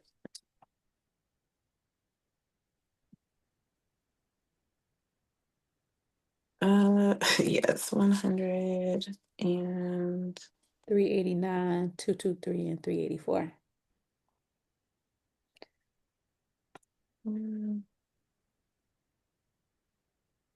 1,096. All right, so NOI is income minus expenses. So income, So 2,237 minus the 1,096. mm-hmm, And that's 1141. 1141. And we need the debt payment because the cash flow is your debt payment minus your NOI, right? And so let's go to the mortgage calculator somewhere. I know I got one.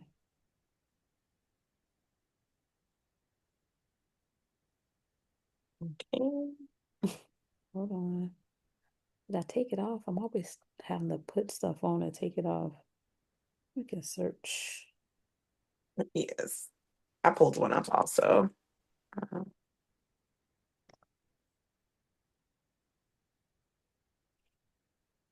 we do the home price. We'll just do the, what was it, 350? Yeah, I think we estimated like 350. Down payment, let's just say, um, I feel like conventional is what, 3%? Yeah, usually because who's doing I feel like people don't do 20% anymore. Yeah, that's only if they want to get like the mortgage premium, and the PMI taken off. Interest, what is current interest rate now? I thought it was like 5 to 6. I know it's Okay, been changing a lot, but 6 mm-hmm. and It's real 30-year conservative. annual. We already got the taxes and insurance, so we can take that off. 0.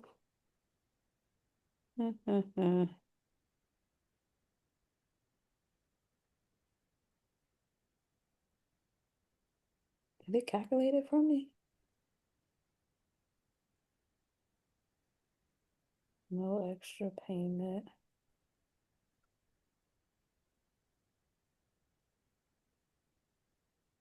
I'm trying to figure out, did it just, I don't feel like it did because it still has a HOA as 0.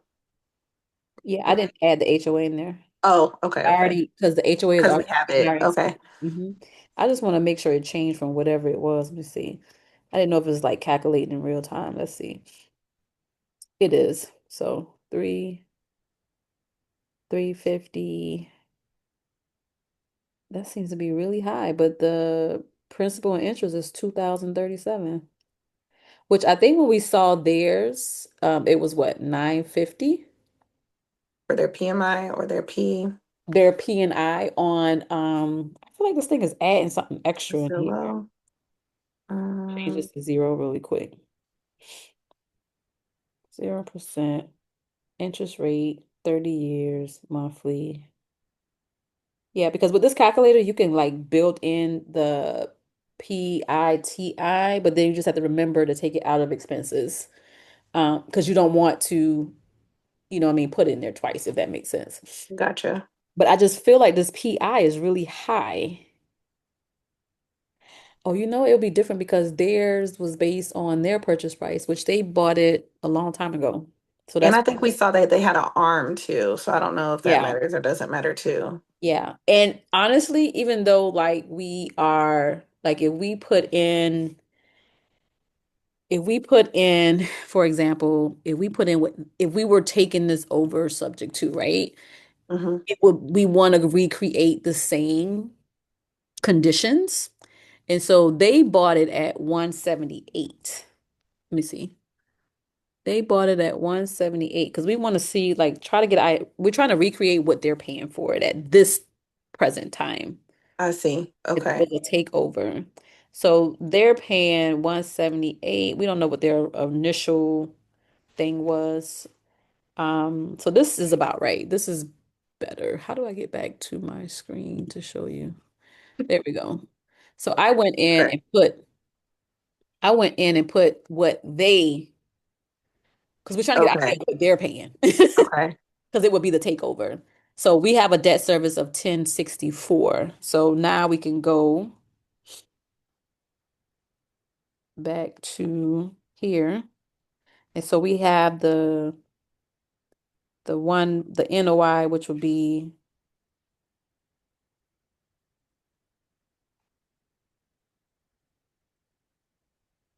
so we'll have the 1141 Yeah, it's minus not. the 10, what did I say, 1004? 10, Was it? I thought it was 1064, but right? Yeah. So what is that? 1064. not much. 77. $77. Mm-hmm. And we're going to times that by, yeah, that's not a lot. Mm-mm. Yeah, I'm like that. Yeah, that's not giving us the cash flow that we want. So that is like, But it's interesting because I feel like when I did this, and it could be because I didn't have the HOA. yeah, see that HOA, if like That that is a is, silent killer, I feel like. I feel like it that's really, literally what we would be wanting to this is pocket. what we want. And without that, it Yeah. would have made the deal would have been okay, right? And so just looking at this, right, and we're like, okay, 77. I'm looking at, okay, what would need to change to make this work, right? Because that's important. Okay. Because Right. looking at the current state of conditions, it's like, okay, this like that ain't gonna work. But the thing is, well, what will work? If you just looked at these four things here, what would make this work? I mean,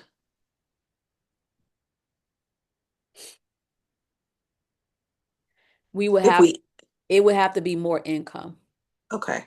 because we can't change these expenses.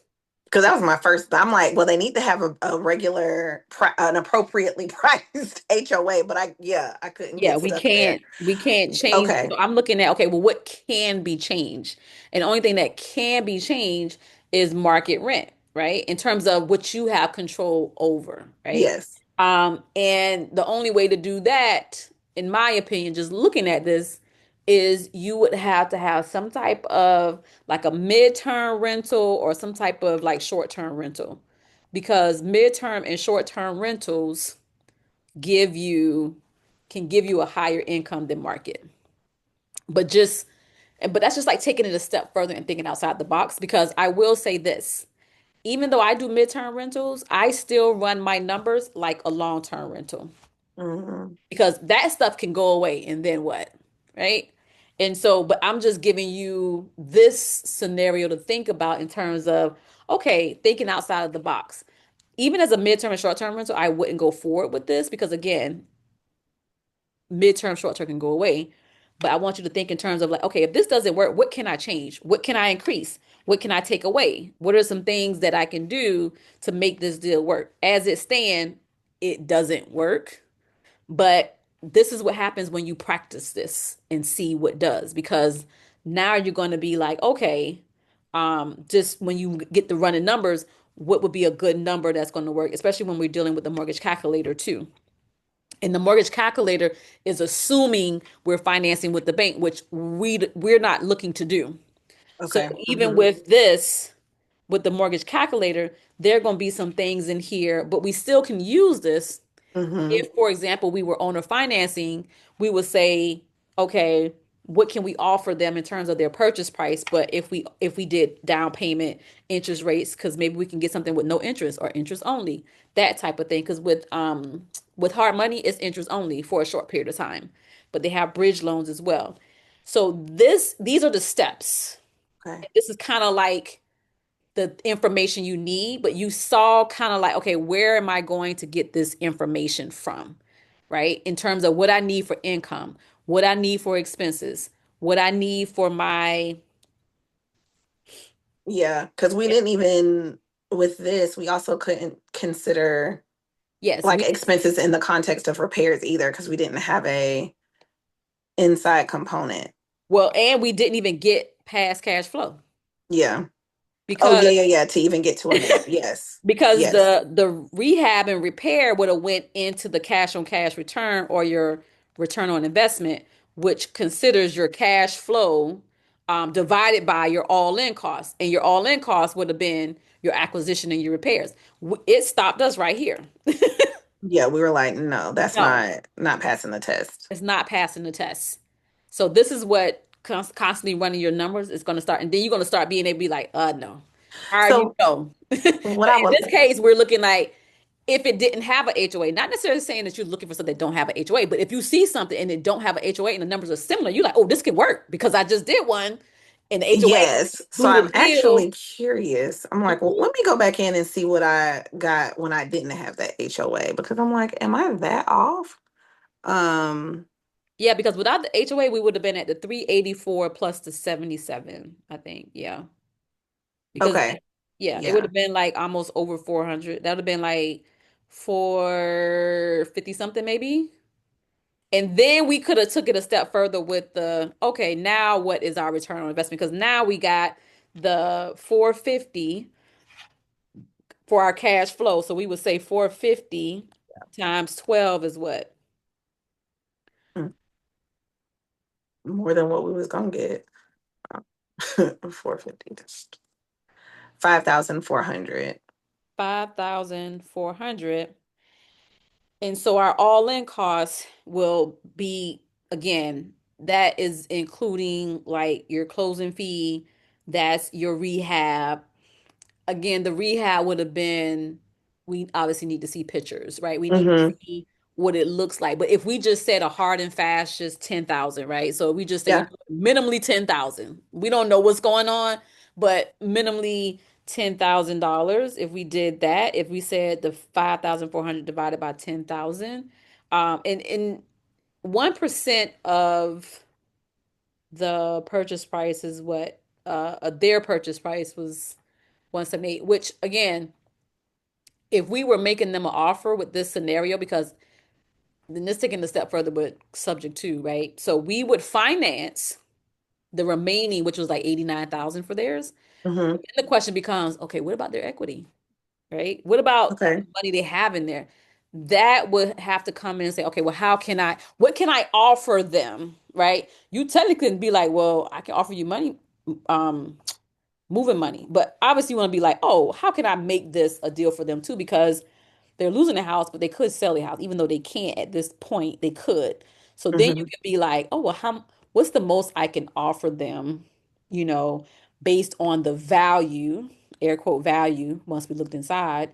And if it's 300,000, that's a whole stretch. That's like what the 80, that's like almost $200,000. It's like, okay, how you gonna finance that? And so then that's when you have to get a little bit more creative and Mm-hmm. seeing, okay, what's the most you can offer them? And so that then plugs into our easy offer maker. Remember how much you can give the seller. We would put those numbers in to be like, well, how much can we give them? And then the question becomes, how do we give it to them? Because we can finance too. We can finance that too. So again, the more we do this, the clearer it becomes for you. So right now, I just want you to go through, stop share. Where did it go? Okay. Right now, I want you to go through and do the running the numbers Mm-hmm. for the buy and hold as well as the fix and flip, Mm-hmm. the 10 and 10. And send me those because we Yeah. have to break up implementation. Send me those numbers. I'm like, yay, nay, you on track, you're not on track. And then what I can do is plug those numbers into the easy offer maker as well and send you what I plug in so you can look at it and kind of compare it with the easy offer maker as well, based on what you have, if that makes sense. And if you're like, well, where do I find this information? You can just text me and be like, oh, I'm kind of stuck. Remember, insurance, 1,200. We're just gonna leave it at that. And then the taxes again, you just go to um And that's 1,200 per year, right? yeah, so that's basically $100 for the month. So when you're doing expenses, just that's just $100 for your insurance. And the cat,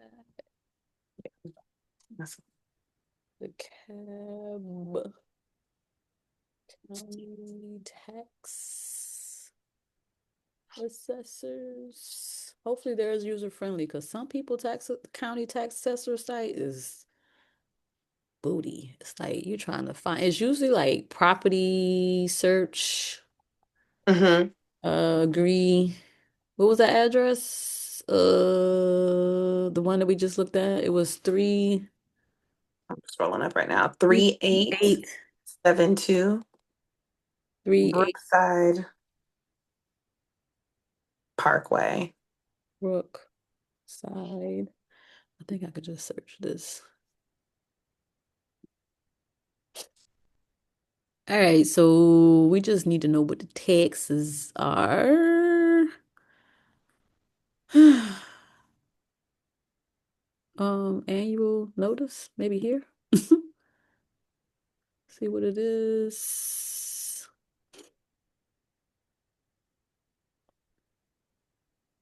Um, I don't see annual. I'm just trying to see what the amount is. This is the fair market, how they assessed it. Yeah, I see like, I don't see what the bill is. On PropStream, I saw it was like 4,000 and something. I'm just trying to figure out what do you see a PIN number, a parcel ID anywhere on this one? um Is it on the top right? Because I don't have the full screen. Oop, no, um it don't look like it. Because I found a different thing through the cab and I was like, but it's asking for a parcel ID. I wonder if that would make it come up. here we go. Here we go.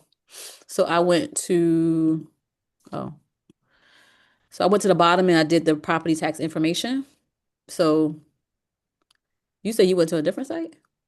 Well, it's when yeah, it's like public access, and it looks like where once you press that link, like where you ended up, but Mm-hmm. it didn't pull anything when I put the address in. So, Okay. Yeah. This one is DeKalb County GA.gov. And so I just went to the bottom of the page here. And then here we have the taxes for 2025. And so you just divide that by 12 to get the um I want to see if they show you how they pay. Yeah. So this is the bill here. Yeah. The 6,000. I mean the 4,670. Yeah. So this is where you would find the tax information if it's not on if you search one of the ones that's not listed. And then you would just use the mortgage calculator to figure out what the PI is, and it's basically recreating like what would see you wouldn't know that though. So let's stick with the listed ones to get the practice of running the okay. numbers. So do find listed properties just Yeah, per the practice. grouping. Yeah. Okay. Practice of running the numbers. And that way you could just use Zillow. Yeah. Yeah. Yeah. And then we'll get the gist of it. Like I said, so when you send me those, and then I'll look at it, give you the feedback, and also see if I can plug those into the Easy Offer Maker and share that back, the information back with you, so you can start looking at it and assessing it as well. Okay. And then for sending the numbers, is it okay if I just kind of did? Yeah, I don't know what website I'm on, but it is not bringing up the tax information. I went to, you want to go here? I went to, so I just type in DeKalb County Tax Assessor. Mhm. And then I went to DeKalbCountyGA.gov. And then you want to go to property search. Oh, okay. I was somewhere else, so I guess that's why. And then this is where I type in the street and street number and street name. Yep. Okay. Yep. Thank you. I was like, it shouldn't be that hard, but I must have been pulling up an old link of some sort because it looked the same. Like it was still a decab thing, but it just was like Something different. not Yeah. pulling anything. Yeah. For the numbers, is it yeah, I'll just send you what I have and then you can tell me if that's help Yeah. So you want to effective or not. send me the address, Mm-hmm. the NOI. Well, So send me your income expense, your NOI, your cash flow, and your ROI. Okay. The four squares. Okay. Yes, and then for the fix and flip, it's just the Mayo, which is your ARV times 70% minus repairs. Okay. Hmm. All right. 10 and 10. And then Yes, I'll and put a star. so we will, so this will be your implementation break. Yes. And then, so that will be December, what's today, Wednesday? Yeah. So December 10th work for you? Yes, December 10th does work for me. So what about the 10th, 17th? What about the 17th? Yes, that works for me as well.